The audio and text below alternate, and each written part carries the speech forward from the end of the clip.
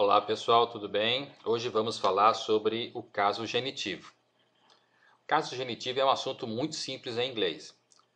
A gente já deve ter visto várias vezes por aí pela mídia, tá? O uso desse caso genitivo. Só que a gente provavelmente não prestou atenção, tá? E nem tem tanto conhecimento com relação a como fazer isso.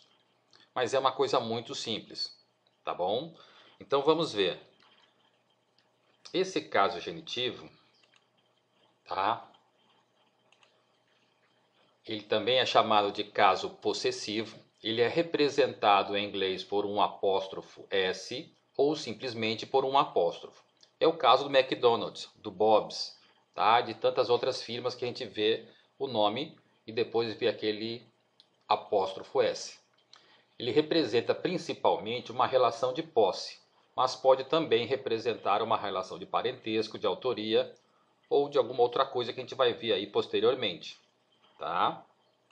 Bom, tradicionalmente ensinava-se que o caso genitivo aplicava-se a seres animados, ou seja, para pessoas e animais, não devendo ser empregado quando o possuidor era um ser inanimado, coisas e substantivos abstratos. Então tá bom. Posteriormente, passou-se a empregar o apóstrofo S também em relação aos corpos celestes, à terra, ao mundo, aos países e às pessoas jurídicas e similares. Tudo bem. Bom, temos aí então uma teoria que introduz esse caso, o caso genitivo. Vamos lá ver isso. Vamos ver na prática o que é isso daí. Então vamos lá. Eu tenho John's car. Isso significa para mim o carro do John, tá? Eu tenho Mary's boyfriend. Eu tenho o namorado da Mary. Eu tenho the children's toys. Eu tenho os brinquedos das crianças. Eu tenho, por exemplo, the elephant trunk. Eu tenho a tromba do elefante. Eu tenho Brazil's foreign debt. Eu tenho a dívida externa do Brasil. Tá? Então eu tenho aí alguns exemplos do uso desse apóstrofo S. Tá? E olhando assim, não parece uma coisa muito difícil de você entender. Tá? Mas como é que eu faço para usar isso? É justamente esse ponto que é o mais importante. Vamos aprender a usar isso agora corretamente. Vamos lá no próximo quadro? Usos do apóstrofo S. Muito bem. O primeiro caso que aparece para a gente aí é o substantivo singular, terminado ou não em S. Muito bem. Então eu tenho, por exemplo, the car of Peter. Bom, o que eu tenho aqui? Eu tenho o carro do Peter. Eu tenho aqui uma relação, tá, de posse. O Peter é o dono do carro. Então eu tenho a coisa possuída, o carro. Eu tenho Peter, o possuidor. E eu tenho uma palavrinha que separa essas duas. O possuidor da coisa possuída, que é o of, que é a preposição. Nesse caso genitivo, a preposição para a gente vai ser sempre essa aí, tá bom? E de que maneira eu vou fazer isso? Eu vou pegar primeiramente o possuidor, tá? Aí eu vou ver, no caso é o Peter. Vou ver se ele termina ou não em S. Não terminando em S, eu coloco o apóstrofo S, tá? E aí eu vou colocar a coisa possuída, no caso o carro, tá? Ah, mas e o artigo? O artigo não. O artigo não vai ser usado aí neste caso, tá? Mas é só nesse caso ou é em algum outro? Você nunca vai usar ele, tá legal? Então eu tenho, por exemplo, agora um outro caso, uma outra ocorrência. Eu tenho substantivos plurais não terminados em S. Qual seria o exemplo? Eu tenho os brinquedos das crianças. Eu tenho the children. Children é substantivo plural em inglês. Vocês podem ver que a palavra children não termina em S, mas mesmo assim indica um substantivo plural. Então, pelo que eu já fiz no exemplo de cima, eu tenho the toys, é a coisa possuída, são os brinquedos. Eu tenho the children, que são os possuidores. E eu tenho a preposição of, que separa os dois. Novamente eu vou usar the children, que é o meu possuidor, ele não termina em S, então eu vou usar apóstrofo S e vou pegar depois a coisa possuída, que é só o toys. Tá? Tá aí mostrado para vocês na tela. Muito bem. Outro caso que eu tenho é substantivos compostos. Nesse caso eu vou acrescentar esse apóstrofo S somente à última palavra. O meu exemplo aqui são os olhos do meu cunhado. Cunhado em inglês é brother-in-law. Então, brother-in-law, substantivo composto. O que fala a teoria? Acrescento apóstrofo S na última palavra. Muito bem, então eu vou colocar logo após o brother-in-law. Então eu tenho my brother-in-law's eyes. Tá bom? Mesma coisa que eu fiz. Meu possuidor é o brother-in-law, que é o meu cunhado. Tá? Eu tenho os olhos, que é a coisa possuída, e eu tenho a separação pelo of. Eu peguei o que está o meu possuidor, coloquei o apóstrofo S, porque law não termina em S, e depois eu coloquei a coisa possuída, que no caso aqui são os olhos. Tá? Próximo quadro, eu tenho ainda os substantivos shop, office, house, cathedral.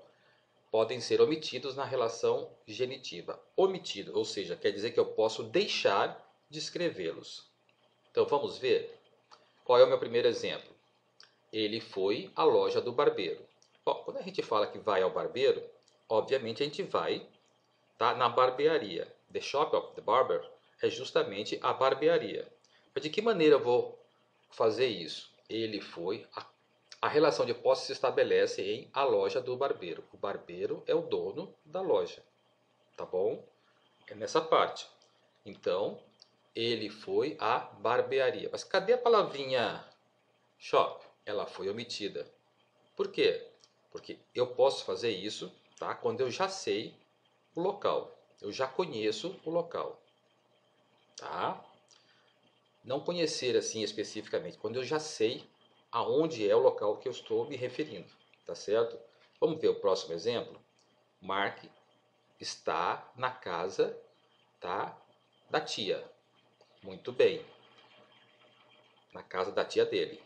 Na hora de eu fazer a minha relação, tá, genitiva, eu vou colocar Mark está na casa da tia dele. Tá certo? Cadê a palavrinha aí? Tá faltando house. Eu já sei, se o Mark está na casa da tia dele, está na tia dele, eu já sei que é na casa, tá bom? Agora, passamos então para o uso só do apóstrofo. Muito bem. Eu tenho aqui o primeiro caso, que é substantivo plural terminado em S. Muito bem, então eu tenho o livro dos meninos, The Book of the Boys. Novamente, eu tenho o meu possuidor, the boys. Eu tenho a coisa possuída, the book. E a separação que é através da preposição of. Tá? Como é que eu faço? Possuidor, aí eu vejo, termina em S? Termina. Está no plural? Está. Então eu só coloco o apóstrofo. Tá bom? No próximo exemplo eu tenho the milk of the cats, o leite dos gatos. Tá? Possuidor, gatos. Coisa possuída, o leite. Então eu vou colocar the cats. The cats está no plural? Está. Termina em S? Termina. Então eu só coloco o apóstrofo. E depois eu coloco a coisa possuída. Tá bom? Muito bem. Outro caso então do uso apenas do apóstrofo. Tá? Eu tenho aqui nomes clássicos famosos terminados em S. Então eu tenho os poemas de Keats. Keats é um poeta norte-americano muito famoso. Tá? Eu costumo brincar que quando eu falo em famoso, é quando eu falo assim nome famoso, mundialmente famoso no mundo inteiro. Obviamente isso é uma brincadeira, tá certo? É só para exagerar, tá? Esse sentido. Muito bem. Então eu tenho aqui, agora eu tenho a força de Hércules. Tá? Hércules da mitologia, muito bem. Esse Hércules, tá? Ele termina em S, assim como Keats. Também é mundialmente famoso no mundo inteiro. tá? Então eu só vou colocar o apóstrofo depois dele. E aí eu coloco a coisa possuída, que é a força. A força nesse exemplo, os poemas no exemplo anterior. Beleza? Muito bem. O que eu tenho depois? Eu tenho casos especiais. Com relação a esses casos especiais, vamos ver qual é o primeiro. Eu tenho dois possuidores para um só elemento possuído. Muito bem. Então eu tenho o carro de John e do Peter. The car of John and Peter. Muito bem. Novamente eu tenho a coisa possuída é o carro. Os possuidores, John e Peter. Tá? O que acontece nesse caso? Eu vou colocar o apóstrofo S só no último possuidor. Tá? Os dois fizeram a vaquinha, compraram o carro junto. Tá? Como só um vai poder dirigir, só um vai poder levar também o seu apóstrofo S. Tá legal? Eles combinaram. Um dirige nos dias pares, outro dirige nos dias ímpares. Brincadeira, pessoal. Vamos lá. Próximo exemplo.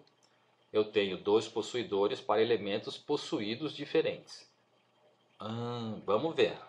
Eu tenho os carros de John e Peter. Opa, a situação dos dois melhorou, tá? Comprou-se então mais um carro, agora cada um tem o seu carro. Quando isso acontece, o que eu vou ter? Eu vou ter o uso do apóstrofo S, ou só do apóstrofo, tá? Para cada um dos possuidores, já que as coisas possuídas são diferentes. Cada um tem o seu carro, cada um tem o seu apóstrofo S. Tá legal? Outro caso também, tá? Que eu tenho que chamar atenção, são expressões de tempo, espaço, medida e quantidade. Isso também pode ser usado na relação genitiva, tá bom?